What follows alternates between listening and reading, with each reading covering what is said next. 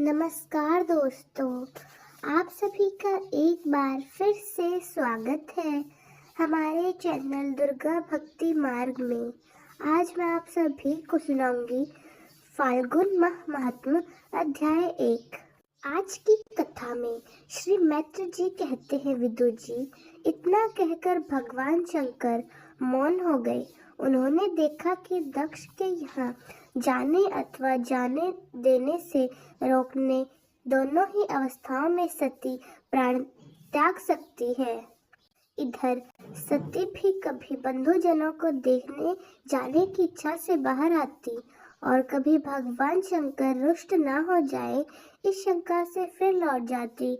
इस प्रकार कोई एक बात निश्चित नहीं कर पा सकने के कारण वे दुविधा में पड़ गई और चंचल हो गई। बंधुजनों से मिलने की इच्छा में बाधा पड़ने से वे बड़ी अनमनी सी हो गई। सज्जनों के स्नेहवश उसका हृदय भर आया और वे आंखों में आंसू भरकर अत्यंत व्याकुल होकर रोने लगी।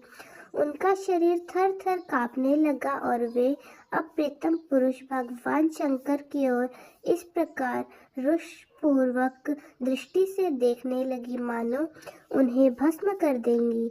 शोक और क्रोध ने उनके चित्त को बिल्कुल बेचैन कर दिया तथा स्त्री स्वभाव के कारण उनकी बुद्धि मुड़ हो गई। जिन्होंने प्रतिवश उन्हें अपना आधा अंग तक दे दिया था, उन सत्पुरुषों के प्रिय भगवान शंकर को भी छोड़कर वे लंबी लंबी सांसें लेती हुई अपने माता पिता के घर चल दी। सती को बड़ी फुर्ती से अकेले जाते देख श्री महादेव जी के मणिमान एवं मद आदि हजारों सेवक भगवान के वाहन ऋषभराज को आगे कर तथा और भी अनेक पारदर्श और यक्ष को साथ ले बड़ी तेजी से निर्भयता पूर्वक उनके पीछे हो लिए। उन्होंने सती को बैल पर सवार कर दिया तथा मौनी पक्ष, गेंद, दर्पण और कमल आदि खेल की सामग्री, श्वेत छत्र, चवर और माला आदि राजचिन्ह तथा दंड भी शंख और बांसुरी आदि गाने बजाने के सामानों से सुसज्जित होवे उनको साथ चल दिए। तंत सती अपने समस्त सेवकों के साथ दक्ष की यज्ञशाला में पहुंची। वहां वेद ध्वनि करते हुए ब्राह्मणों में परस्पर होड़ लग रही थी कि सबसे ऊंचे स्वर में कौन बोले। सब और ब्रह्मा जी और सभी देवता विराजमान थे तथा जहाँ तहाँ मिट्टी, काठ, लोहे और सोने के पात्र रखे हुए थे। वहां पहुंचने पर पिता के द्वारा सती की अवहेलना हुई। यह देख यज्ञकर्ता दक्ष के भय से सती की माता और बहनों के सिवा किसी भी मनुष्य ने उनका कुछ भी आदर सत्कार नहीं किया। अवश्य ही उनकी माता और बहन बहुत प्रसन्न हुई और प्रेम से गदगद होकर उन्होंने सती जी को आदर पूर्वक गले लगाया, किंतु सती के पिता ने अपमानित होने के कारण बहनों के शुक्ल कुशल प्रश्न सहित प्रेम पूर्वक वार्तालाप तथा माता और मौसियों के सम्मान पूर्वक दिए हुए उपहार और सुंदर आसन आदि स्वीकार नहीं किया। सर्वलोकेश्वरी देवी सती का यज्ञ मंडप में तो अनादर हुआ ही था, उन्होंने यह भी देखा कि उस यज्ञ में भगवान शंकर के लिए कोई भाग नहीं दिया गया है और पिता दक्ष उनका बड़ा अपमान कर रहे हैं। इससे उन्हें बहुत क्रोध आया। ऐसा जान पड़ता मानो वे अपने रोष से संपूर्ण लोगों को भस्म कर देंगे। दक्ष को कर्म मार्ग के अभ्यास से बहुत घमंड हो गया था। उसे शिव जी से द्वेष करते देख जब सती के साथ आए हुए भूत उसे मारने को तैयार हुए तो देवी सती ने उन्हें अपने तेज से रोक दिया और सब लोगों को सुनाकर पिता की निंदा करते हुए क्रोध से लड़खड़ाते हुए वाणी में कहा। देवी सती ने कहा, पिताजी, भगवान शंकर से बड़ा तो संसार में कोई भी नहीं है। वे तो सभी देहधारियों के प्रिय आत्मा, उनका ना तो कोई प्रिय ना अप्रिय है, अतः उनका किसी भी प्राणी से वैर नहीं है। वे तो सबके कारण एवं स्वरूप है। इसके सिवा और ऐसा कौन है जो उनके विरोध में हो। द्विज व आप जैसे लोग दूसरों के गुणों में भी दोषी ही देखते हैं, किंतु कोई साधु पुरुष ऐसा नहीं करते। जो लोग दोष देखने की बात तो अलग रही, दूसरों के थोड़े से गुणों को भी बड़े रूप में देखना चाहते हैं, वे सबसे श्रेष्ठ हैं। खेद है कि आपने ऐसे महापुरुषों पर भी दोषारोपण ही किया। जो दुष्ट मनुष्य इस स्वरूप जड़ शरीर को ही आत्मा मानते हैं, वे यदि ईर्ष्यावश सर्वदा ही महापुरुषों की निंदा करें तो यह कोई आश्चर्य की बात नहीं, क्योंकि महापुरुष तो उनकी चेष्टा पर ही कोई ध्यान नहीं देते, परंतु उनके चरणों की धूल उनके इस अपराध को न सकर उनका तेज नष्ट कर देती है। अतः महापुरुषों की निंदा जैसा जयधन्य कार्य उन दुष्ट पुरुषों को ही शोभा देता है, जिनका शिव या 2 अक्षरों का नाम प्रसंगवश एक बार भी मुख से निकला जाने पर मनुष्यों के समस्त पापों को तत्काल नष्ट कर देता है और जिनकी आज्ञा का कोई उल्लंघन नहीं कर सकता। आहो, उन्हीं पवित्र कीर्ति मंगल में भगवान शंकर से आप द्वेष कर रहे हैं। अवश्य ही आप अमंगल रूप है। अरे, महापुरुषों के मन में मधुकर ब्रह्मानंदम रस का पान करने की इच्छा से जिसके चरण कम का निरंतर सेवन किया करते और जिनके चरणारविंद सकाम पुरुषों को उनके अभिष्ट भोग देने वाले उन विश्व बंधु भगवान शिव के पास वैर करते हैं, वे केवल नाम मात्र के ही शिव हैं। उनका वेश अशुरूप अमंगल है और इस बात को आपके सिवा और कोई देवता संभवतः नहीं जानते, क्योंकि जो भगवान शिव शमशान भूमि रथ नर मुंडों की माला चिता के भस्म और हड्डियां पहन जटा बिखरे हुए भूत पिशाच के साथ शमशान में निवास करते हैं, उन्हीं के चरणों पर से हुए निर्माल्य को ब्रह्मा आदि देवता अपने सिर पर धारण करते हैं। यदि निर्कुंज लोग धर्म मर्यादा की रक्षा करने वाले अपने पूजनीय स्वामी की निंदा करें तो अपने मन में उनके दंड देने वाली शक्ति न हो, पर कान बंद करके वहां से चले जाए। यदि शक्ति हो तो बलपूर्वक पकड़कर उस बकवास करने वाले की अमंगल रूप दुष्ट जीवा को काट डाले। इस पाप को रोकने के लिए स्वयं अपने प्राण तक त्याग दे, यही धर्म है।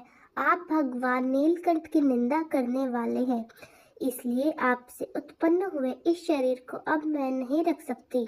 यदि भूल से कोई निंदा वस्तु खा ली जाए तो उसे वमन करके निकाल देने से ही मनुष्य की शुद्धि हो जाती है। जो महामुनि निरंतर अपने स्वरूप में ही स्मरण करते हैं, उनकी बुद्धि सर्वदा वेद के विधि निषेध में वाक्यों का अनुसरण नहीं करती। जिस प्रकार देवता और मनुष्यों की गति में भेद रहता है, उसी प्रकार ज्ञानी और अज्ञानी की स्थिति भी एक जैसी नहीं होती।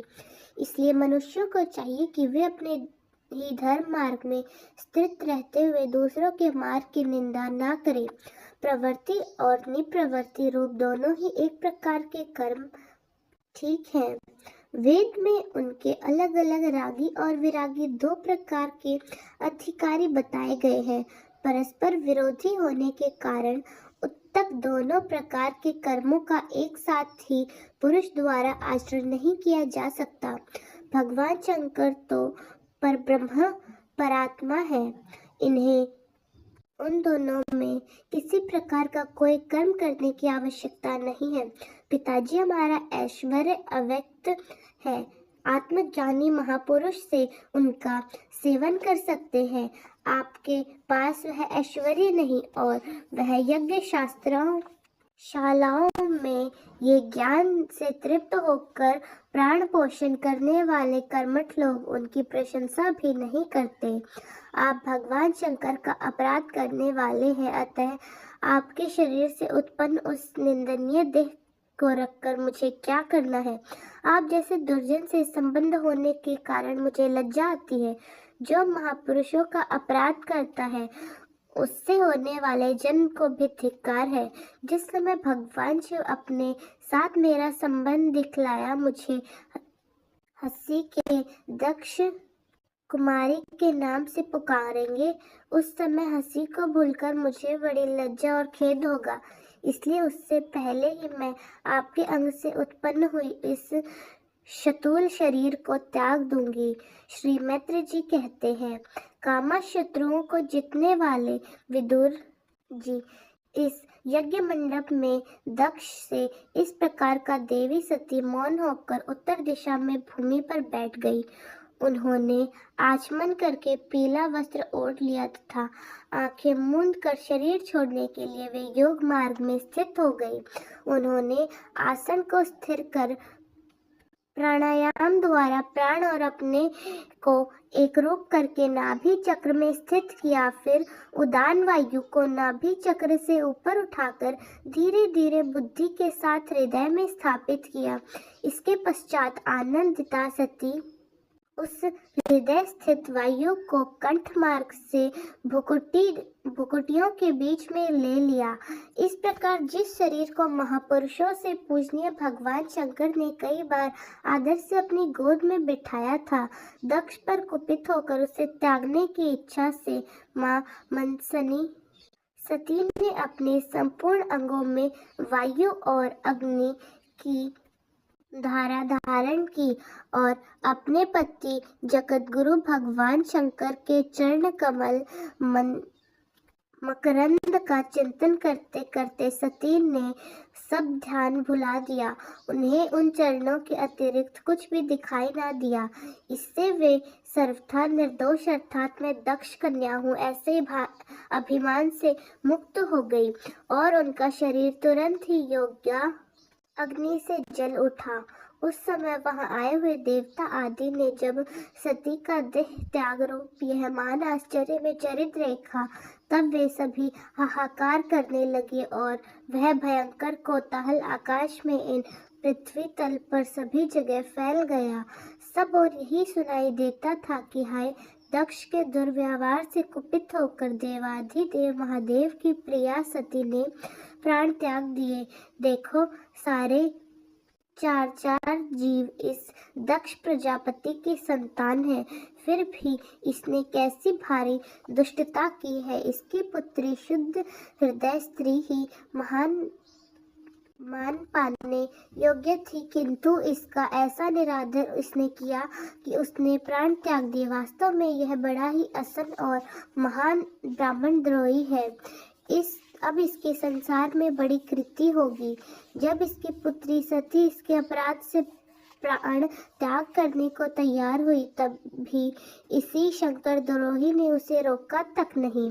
जिस समय लोग ऐसा कह रहे थे, उस समय शिव जी के पादर्श सती का यह अनुभव प्राण त्याग देकर अस्त्र शस्त्र लेकर दक्ष को मारने के लिए उठ खड़े हुए। उनके आक्रमण का वेग देखकर भगवान भृगु ने यज्ञ में विघ्न डालने वालों को नाश करने के लिए अतम रक्ष इत्यादि मंत्र का उच्चारण करते हुए दक्षिणा अग्नि में आहुति दी। भृगु जी गही छोड़ी की यज्ञ कुंड से ऋभु नाम के हजारों तेजस्वी देवता प्रकट हो गए और उन्होंने अपनी तपस्या के प्रभाव से चंद्रलोक प्राप्त किया था। उन ब्रह्म तेज संपन्न देवताओं से जलती हुई लकड़ियों से आक्रमण किया तो समस्त गयक और परमगण इधर उधर भागने लगे। तो इसी के साथ यह अध्याय समाप्त हुआ। तो दोस्तों, कैसी लगी आपको हमारी आज की कथा? कमेंट्स में ज़रूर बताएं। धन्यवाद।